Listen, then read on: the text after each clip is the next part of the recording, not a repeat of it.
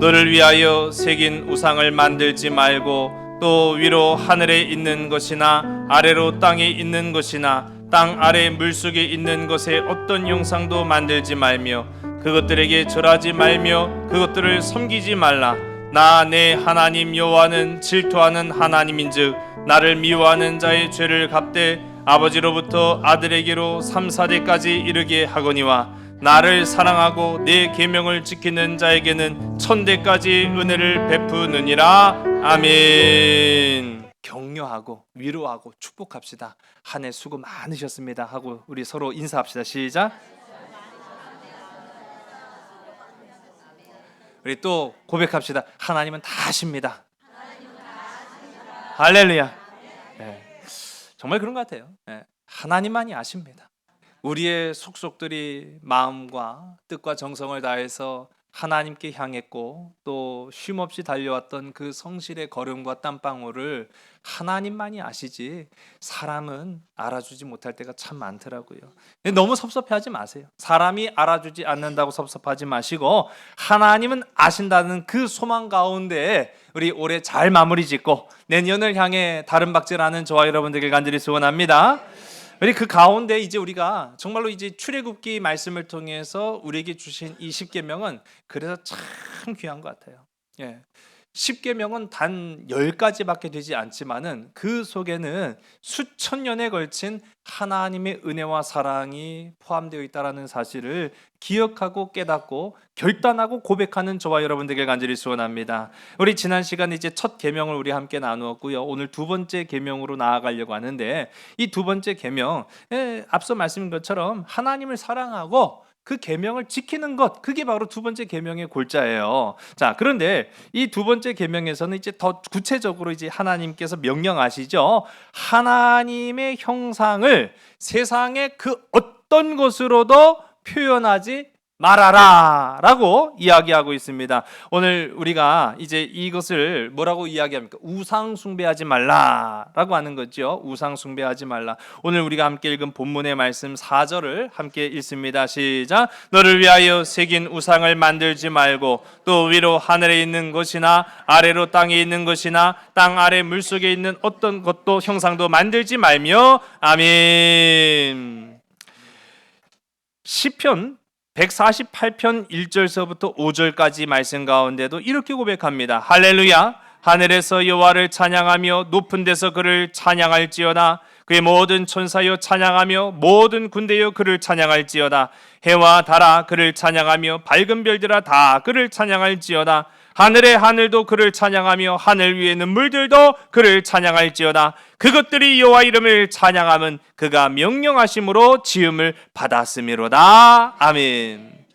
지금 이 4절의 말씀 가운데 경고하는 그 모든 것에 해당되고 있는 거예요.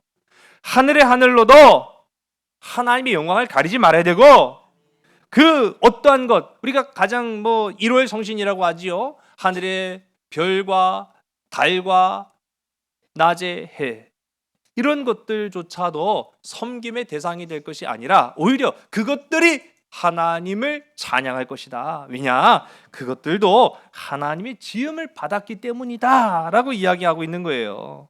자, 하늘에 있는 것이나 땅에 있는 것이나 땅 아래에 있는 것이나 그 어떤 것도 하나님의 모습을 대신할 수는 없다라고 하는 것을 명시하고 있습니다. 대신할 수 있을 것이라고 하는 생각조차 큰 무리라는 거예요. 그렇게 생각하지 말라는 거죠. 하나님은 우리 눈에 보이는 이 세상의 그 어떤 물체나 짐승과도 전적으로 다른 존재이기 때문이다라는 겁니다. 예, 맞아요. 제가 왜 이 말씀을 드리냐면은 앞서도 우리 고대로부터 많은 사람들이 달도 섬겨왔고요, 해도 섬겨왔고요, 별도 섬겨왔고, 심지어는 하늘에 날아가는 저 독수리도 섬기고 바다의 그 고래도 섬기고, 하여간에 사람의 눈에 보기에 위대해 보이는 것들은 다 죄다 섬김의 대상이 되어 왔어요. 그렇기 때문에 하나님께서는 그 모든 것들로도 하나님을 대신할 수 없으니 그렇게 하지 말아라. 오직 하나님만이 거룩하시다라고 하는 것을 우리에게 나타내 보이셨다라는 겁니다. 자, 그래서 이 계명, 두 번째 계명을 우리가 함께 살펴보는데 이 두 번째 계명의 중심을 이루는 것은요, 바로 우리 한번 따라할까요? 하지 말라. 네, 하지 말라는 거예요. 이 두 번째 계명의 핵심은 이 하지 말라고 하는 말인데 금지어죠. 근데 보통의 하지 마, 하지 마 이런 말하고는 차원이 다른 거예요. 매우 강력한 금지령으로 우리가 이해하면 될 겁니다. 그래서 이제 세 가지로 오늘 우리가 함께 읽은 이 말씀 가운데 나타나는데 한번 따라 만들지 말라, 절하지 말라, 섬기지 말라. 네. 그러니까 우상은 만들어서도 안 되고 그 만든 것 앞에 절해서도 안 되고 그것들을 향해서 섬겨서도 안 된다라고 이야기를 하고 있어요. 아니 뭐 오늘날 뭐 대부분의 사람들이 이러한 우상 숭배에 빠져 있을 이유는 사실 없거든요.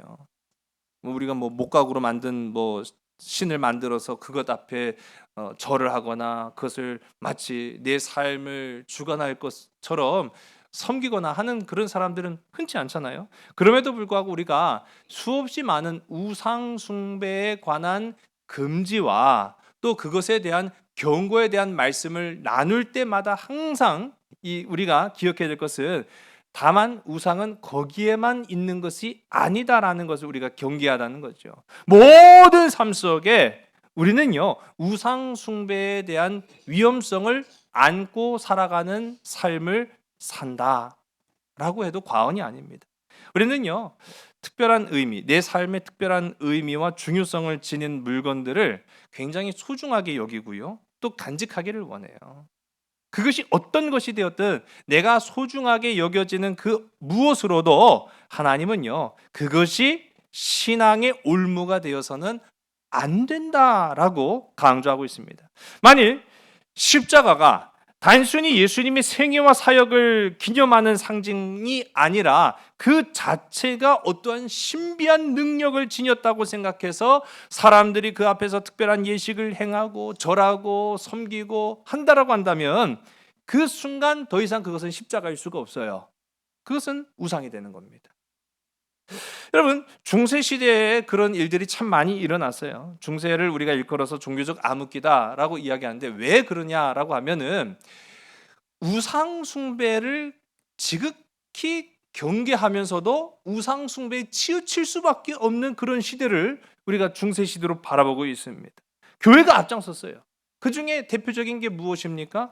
종이 쪼가리 하나 팔면서 이걸 돈 주고 사면 죄를 면한다라고 이야기하지 않습니까? 그걸 우리가 일컬어서 면죄부라고 이야기하죠. 또 뿐만 아니라 성인들의 시신 또는 성인들이 간직하고 있던 물건들을 바라보고 기도하면 나의 죄가 씻겨지고 나의 육신의 질병이 낫는다라고 하는 성상 숭배가 만행했습니다.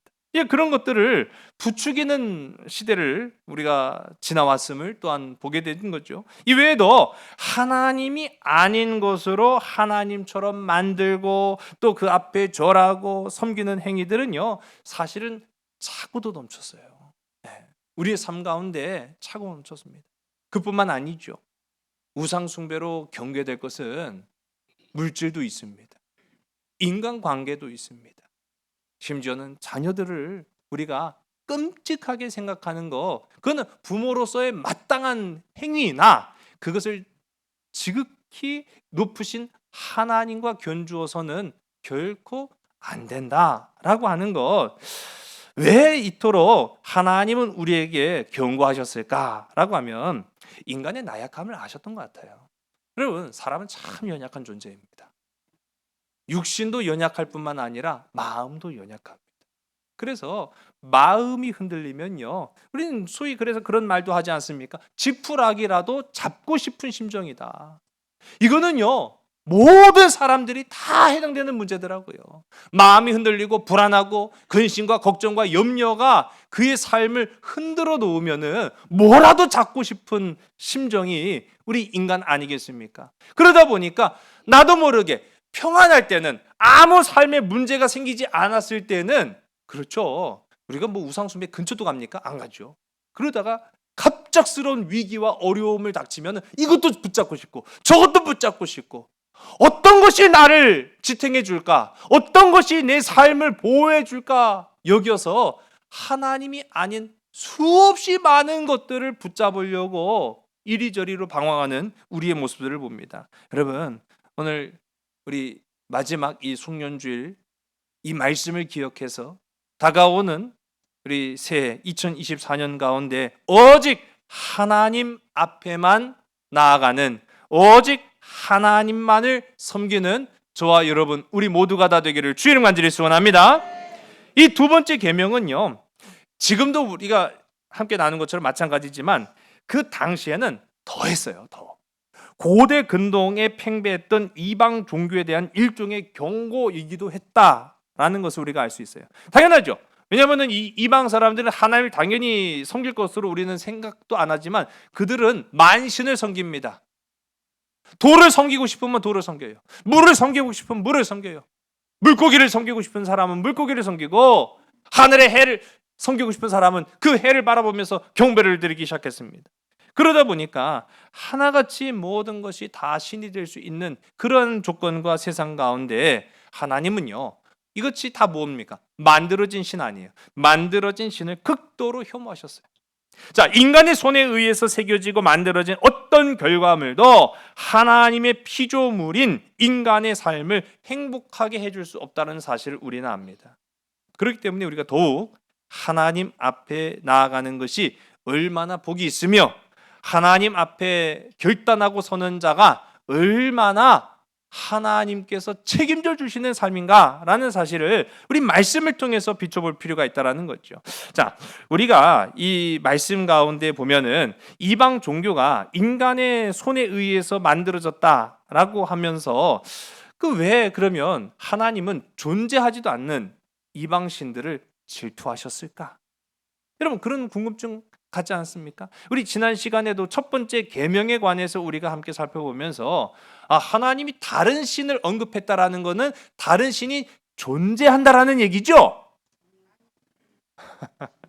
아직도 그 정신이 혼미하신 분들 혹 계신 것 같아가지고 우리에게는 그조차도 관심의 대상이 될 수가 없다라고 제가 말씀드렸어요. 오직 하나님 외에는 관심의 대상이 될 필요가 없습니다. 다른 이방신이 있다 없다 세상 사람들이 하고 많은 소리로 떠든다 할지라도 우리의 눈은, 우리의 관심은, 우리의 마음은 오직 하나님께로만 향하는 저와 여러분 되길 간절히 소원합니다.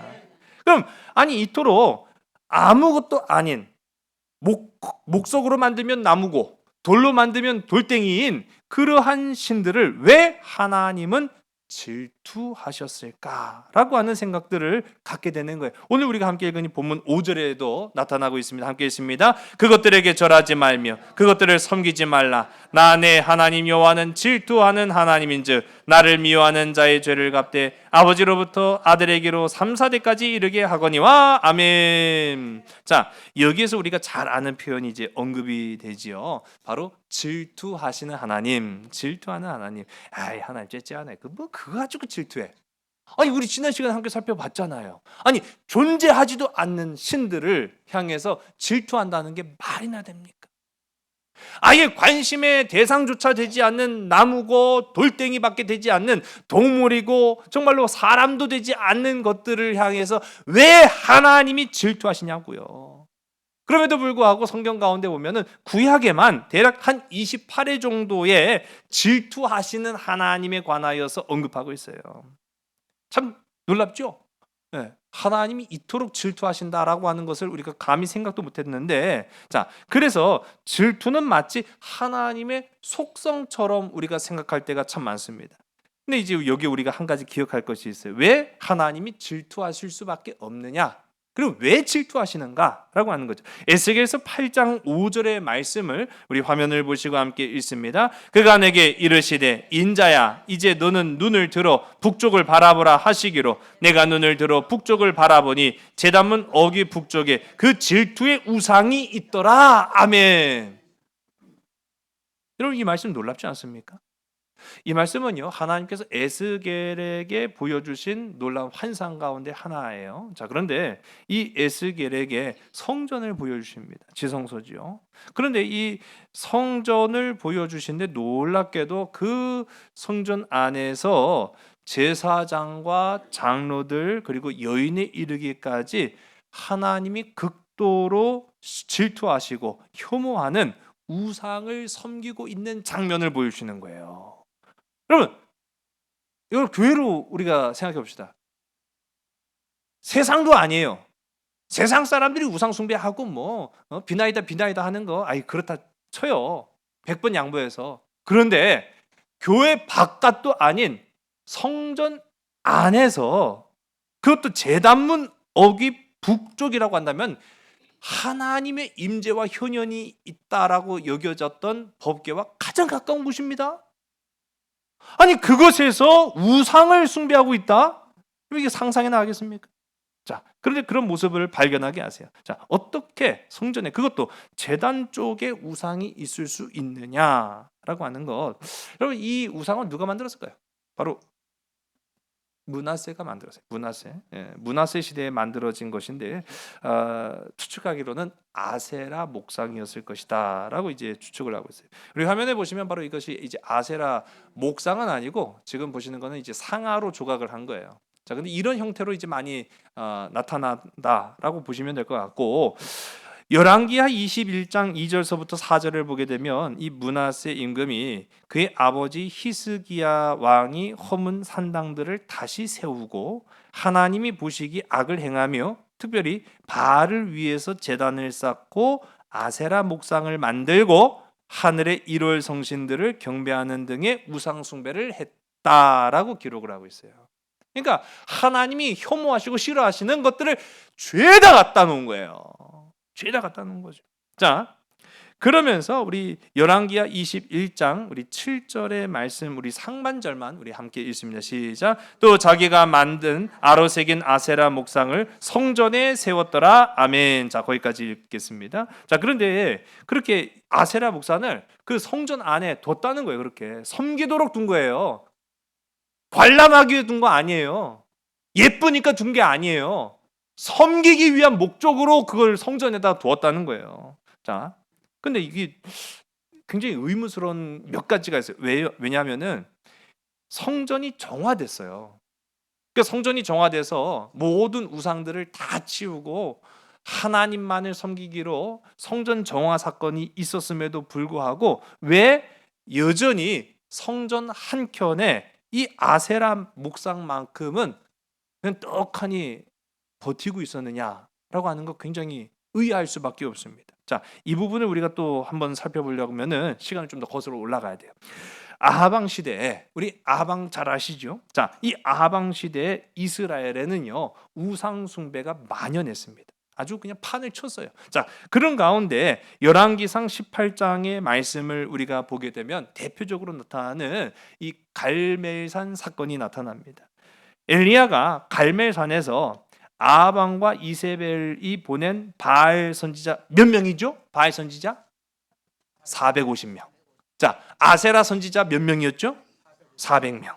자, 도합 850명. 자, 이 850명과 함께 갈멜산에서 제단 두 개를 딱 쌓아놓고 하나님이 진짜냐 아니면 너희가 믿는 바알과 아세라가 진짜냐 하는 진검승부를 하는 그 장면을 우리가 봅니다. 자, 오늘 함께 읽은 말씀은 아니지만은요. 우리 열왕기상 18장 19절과 20절 두 절의 말씀을요. 우리 화면을 보시고 함께 있습니다. 그런즉 사람을 보내 온 이스라엘과 이세벨의 상에서 먹는 바알 선지자 450명과 아세라 선지자 400명을 길 갈멜 산으로 모아 내게로 나오게 하소서. 아합이 이에 이스라엘 모든 자손에게로 사람을 보내 선지자들을 갈멜산으로 모으니라. 아멘. 자, 그렇게 모아서 어떻게 합니까? 싸웠죠? 예, 막 칼로 막 싸웠습니까? 그렇죠. 우리가 잘 아는 것처럼 하나님의 불이 임하는 대가 이기는 거예요. 예. 마침내는 하나님의 승리로 끝을 장식하였을 뿐만 아니라 그게 끝이 아니에요. 하나님이 끝났다고 할 때 끝난 거지. 우리가 이겼다, 우리가 승리했다 그게 끝이 아니더라고요. 40절의 말씀을 보면은 아주 놀라운 결과가 나타나죠. 우리 40절의 말씀 보겠습니다. 엘리야가 그들에게 이르되 바알의 선지자를 잡되 그들 중 하나도 도망하지 못하게 하라 하매 곧 잡은지라. 엘리야가 그들을 기손 시내로 내려나가 거기서 죽이니라. 아멘. 이야, 대학살의 현장을 지금 우리가 목격을 하고 있는 겁니다. 그러니까 이거는 하나님께서 명령하신 거예요. 자, 그런데 우리가 이 장면들을 뭐 처참한 장면들을 다 상상할 필요는 없는데 분명한 한 가지는 잡은지라 도망하지 못하게 해라. 그걸 봐서는 엘리야 한 명만이 있었던 건 아님을 우리가 보는 거예요. 그 자리에 있던 수없이 많은 이스라엘 백성들이 구경꾼으로 왔다가 그 자리에서 진짜 하나님이다 라고 하니까요, 그냥 그들의 마음이 확 돌아서가지고 이제 엘리야 편이 된 거예요. 그래갖고 잡아라 하니까 이제 백성들이 이 바알 선지자들을 막 붙잡아갖고 기손 신으로 내려가서 거기서 막 죽여버린 거죠. 자, 근데 여기서 앞서 도합 몇 명이라고 했죠? 850명. 엘리야 한 명과 850명. 근데 이 40절의 말씀을 보면은 잡아 죽이다라고 하는 사람들은 누구였죠? 그러니까 잡아 죽인 사람들, 이 죽은 사람들, 죽게 될 사람들 누구죠? 바알의 선지자. 어디에도 아세라 선지자는 언급이 되고 있지 않아요. 자, 아세라 선지자들은 죽었을까요? 안 죽었을까요? 안 죽었어요? 죽었어요? 왔다 갔다 하시네요. 네, 또 보니까 확실하진 않아요. 성경에는 언급이 더 이상 없습니다. 근데 아니 처음에 시작할 때는 바알 선지자 450명, 아세라 선지자 400명 다 언급을 했거든요. 근데 갈멜살 사건이 끝나고 나서는 바알 선지자 450명에 관해서는 언급을 했지만 아세라 선지자들에 관한 언급이 남지 않아서 의문을 남고 있습니다. 그럼 과연 그들은 죽었는가 살았는가? 뭐 확실하진 않지만 분명한 것은요, 고대 근동 사람들의 사고 방식을 엿볼 수 있는 대목이 바로 이 장면입니다. 자, 아까 말씀드렸던 이 아세라 목상, 바알은 남자예요, 여자예요? 남자예요? 여자예요? 신인데? 성별이 있어요? 그러네요. 바알은 남성신이에요. 예. 그럼 아세라는 여자예요, 남자예요? 아이고 잘하시네요. 그러니까. 예. 자, 그러면 아세라 동생은 누구예요? 아니 너무 잘하셔갖고 좀 물어보려고 했더니 아세라 동생 몰라요? 아스다롯이 동생이에요. 쌍둥이 자매예요, 쌍둥이 자매. 자, 아세라와 아스다롯을 헷갈리시는 분들이 혹 계시는데 아세라와 아스다롯은 달라요. 그런데 자매요, 자매. 그 자매 여신이에요. 근데 이 자매 여신인데 이 고대 근동 시대에 이 두 자매 아세라와 아스다롯은 신의 부인이에요. 아니 그들 자신이 여신이면서도 신의 부인이에요. 그럼 이 신의 부인인데 그럼 그 남편이 누구냐라고 할 때 엘이 바로 남편입니다. 엘. 그럼 엘은 누구예요? 엘이 누구예요?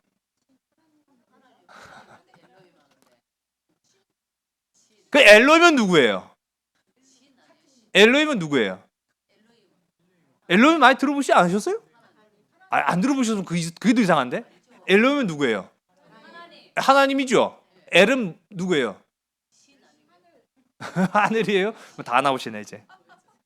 그러면 엘과 엘로힘은 같아요, 달라요?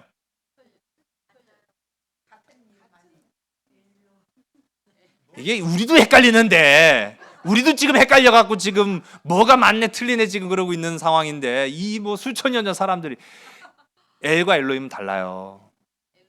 엘로힘은 우리가 잘 아는 것처럼 야훼 하나님이에요. 그런데 엘은 고대 근동에서 여겨졌던 신 중의 신으로 섬겼던 사람이에요. 근데 이 신 중의 신으로 섬겼던 엘의 아내가 바로 아세라입니다. 그러다 보니 어떤 혼동이 이루어지느냐라고 하면 분명히 엘과 엘로힘은 다르지만 하나님을 믿지 않는 사람이나 그 믿음의 체계가 정확하게 개념화되어 있지 않은 사람에게는 엘이나 엘로힘이나 거기서 거기로 여겨졌던 거예요. 그러니 바알은 뭐 가차없이 막 잡아 죽인 거죠. 바알 선지자들은. 그런데 이 엘의 부인으로 여겨졌던 아세라 선지자는 감히 잡아 죽일 수 있어요, 없어요? 왜 못 죽여요? 죽이면 되지.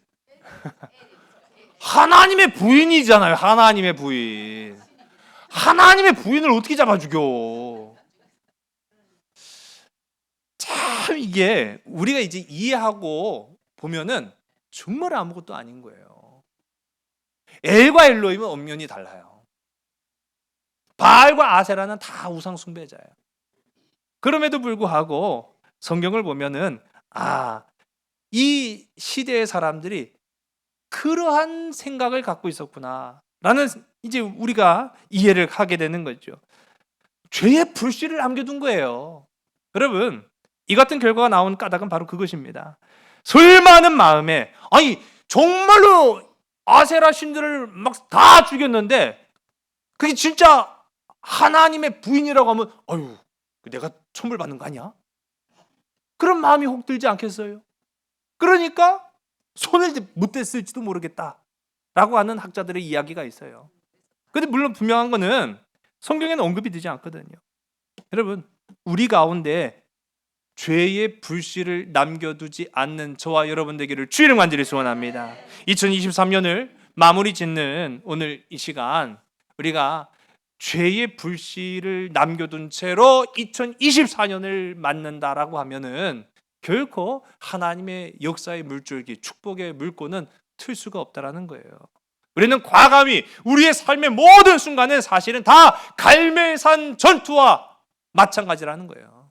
우리는 수없이 많은 눈에 보이지 않는 우상들과의 싸움을 싸우고 있습니다.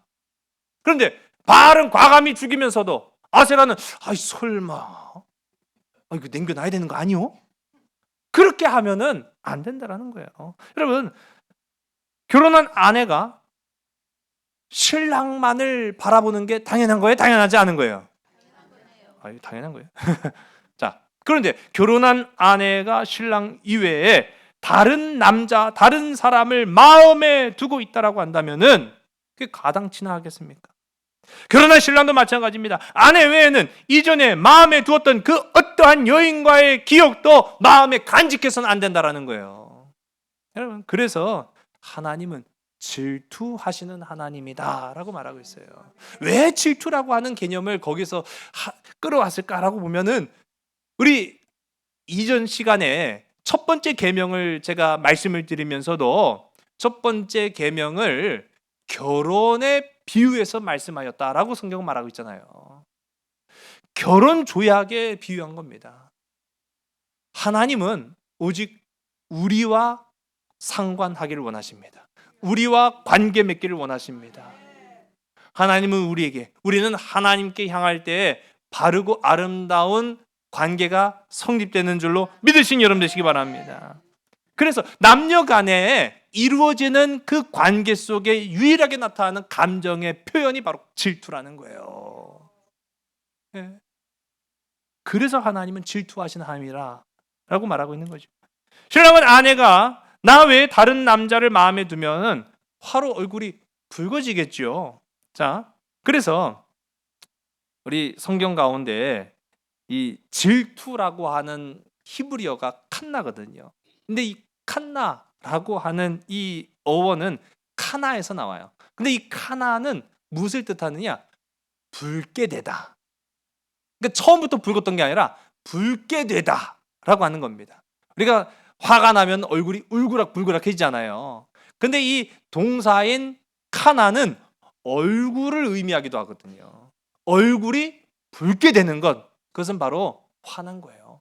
하나님이 질투로 화가 나셨다라고 하는 것, 여러분, 하나님은 그 정도로 우리 피조물인 인간을 지극히 사랑하신다라는 사실을 기억한 여러분 되시기 바랍니다. 하나님은 나의 사랑을 원하시는 거예요. 여러분, 하나님을 사랑할 수 있는 복된 저와 여러분, 우리 모두가 다 되기를 주님께 소원합니다. 오늘 우리가 함께 읽은 말씀 5절과 6절, 우리 두 절의 말씀을 함께 읽습니다. 그것들에게 절하지 말며 그것들을 섬기지 말라. 나 내 하나님 여호와는 질투하는 하나님인즉 나를 미워하는 자의 죄를 갚되 아버지로부터 아들에게로 3, 4대까지 이르게 하거니와 나를 사랑하고 내 계명을 지키는 자에게는 1000대까지 은혜를 베푸느니라. 아멘. 자, 여기서 우리가 주목할 부분이 있죠. 이제 하나님을 사랑하고 하나님의 계명을 지키는 자와 하나님을 사랑하지 않고 우상을 섬기고 세상을 바라보고 세상을 의지하고 하나님이 주신 계명을 지키지 않는 자의 그 결과에 대해서 대조적으로 나타나고 있는데, 자, 몇 대 몇? 아유, 잘하시네. 자, 3대 1000이에요. 자, 가끔 보는데 그 TV에서 교통사고 이렇게 뭐 보여주면서 뭐 몇 대 몇 하는 그 변호사 있더라고요. 예, 그 변호사가 이거는 여러분 몇 대 과실이 과실이 몇 대 몇일 것 같습니까? 70대 30, 100대 0 뭐 그렇게 이야기하는데 성경은 뭡니까? 이거 뭐 그거하고 상상도 할 수 없어요. 3대 1000이에요. 3대 1000. 자, 여러분, 하나님만을 사랑하고 그 계명을 지키는 자에게는 1000대까지 은혜를 베풀어 주신다 약속하셨습니다. 할렐루야. 그것이 오늘 우리의 소망인 줄로 믿으시기 바랍니다. 참 어떻게 보면 당연한 결과죠. 그런데 이 계명을 지키지 않는 자들에 대한 그 심판을 주목해 보면은요, 계명을 지키지 않는 사람들에게는 3이에요, 1000이에요? 1000 아니고요? 1000 정도 돼야 되는 거 아니에요? 이거 뭔가 좀 잘못, 여러분 생각하실 때는 상식적으로 바뀐 거 아니에요? 잘한 사람한테는 3, 못한 사람한테는 1000. 아니에요? 이상하다. 자, 우리가요 가끔 이제 법감정에 대한 이야기들을 할 때가 있습니다. 이 법감정에 대한 이야기를 왜 하느냐 하면, 우리가 중범죄자를 다루는 데 있어서 너무 지나치게 관대하다라고 하면서 이 현행 법 체계를 비판하죠. 그러면서 어떻게 저게 고작 몇 년이야? 한 50년은 때려야지. 그렇게 이야기를 하거나 또 생각할 때가 있죠. 이제 우리나라와 다르게 다른 나라들의 이 법 체계도 굉장히 상당히 다른데, 미국 같은 경우에는 한 중범죄자에게 자비가 없어요. 그 참 놀라운 나라더라고요. 중한 범죄, 그래서 많은 사람들이 공분할 수밖에 없는 그 범죄를 저지른 사람한테는요 20년, 30년이 아니라 250년, 500년도 법정에서 때립니다. 형량이 수명보다 더 길어요.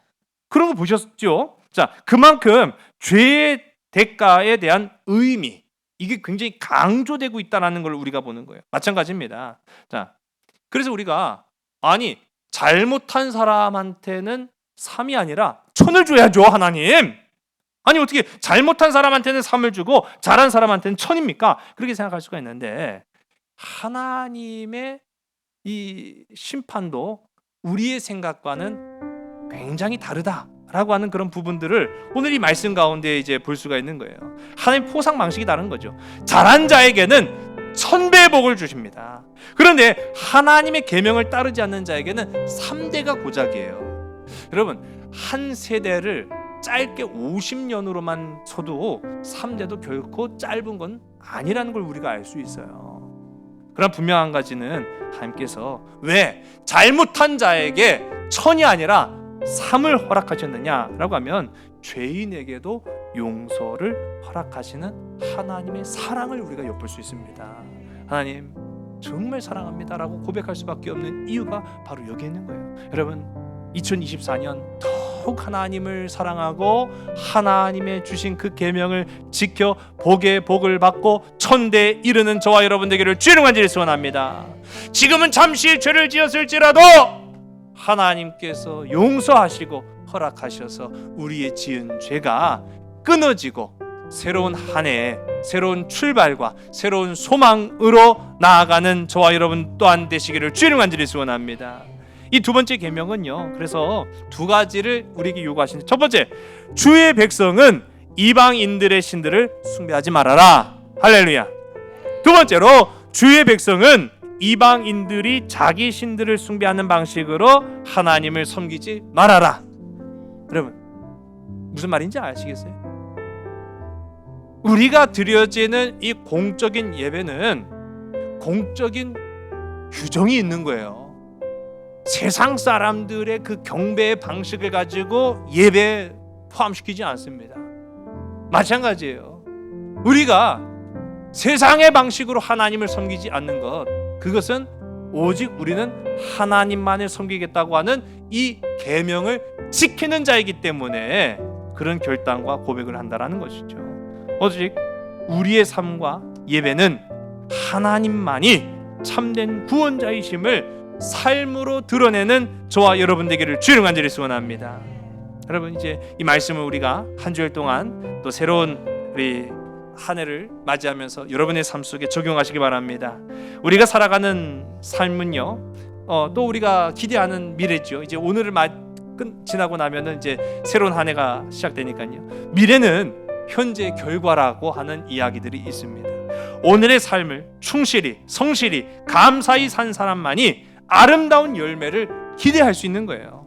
십계명을 지키는 것은요, 우리가 무절제하고 무방비한 우리의 삶을 더 이상 무절제한 것으로 맡겨두는 것이 아니라 하나님을 향한 열심으로 나아가도록 하는 것이 바로 십계명의 의미다라고 하는 것입니다. 여러분, 십계명 지키는 건 결국 쉬운 게 아니에요. 뭐 되게 쉬운 것처럼 제가 말씀드렸지만은 지난 시간에도 아니 하나님만을 섬기는 게 뭐가 어려워요? 하나님만을 나의 주로 고백하는 것이 무엇이 어렵습니까? 참 근데 어려워요. 먹고 싶은 대로 먹는 사람 망합니다. 자고 싶은 대로 자는 사람도 망합니다. 나 하고 싶은 대로 하는 사람 망합니다. 그런데 규제라고 하는 것은 불편해요. 힘들어요. 규칙 안에 살아가는 것은 어려워요. 그러나 그것이 우리를 살게 하는 줄로 믿으시기 바랍니다. 그러나 우리는 세상의 규칙과 테두리 안에서가 아니라 더 나아가서 하나님이 정해주신 규칙대로 살겠다라고 고백하는 자, 그런 사람이 바로 천대에 이르도록 복을 받는 자라고 성경은 말하고 있습니다. 오늘 저와 여러분, 하나님을 사랑하고 그 계명을 지켜 천대에 이르는 놀라운 하나님의 복과 열매가 여러분의 삶 속에 넘쳐나기를 주의 이름으로 간절히 소원합니다. 기도하시겠습니다. 하나님, 2023년 살아가면서 우리가 하나님만을 섬기겠다고, 하나님만을 의지하겠다고, 하나님께만 우리의 삶의 걸음을 맡기겠다고 결단하였으면서도 수없이 많은 위기와 어려움, 낙심과 고난 앞에 흔들릴 때마다 수많은 세상의 우상을 붙잡으면서 그것이 우상인지조차도 인지하지 못하고 살아왔을 때가 참으로 많았습니다.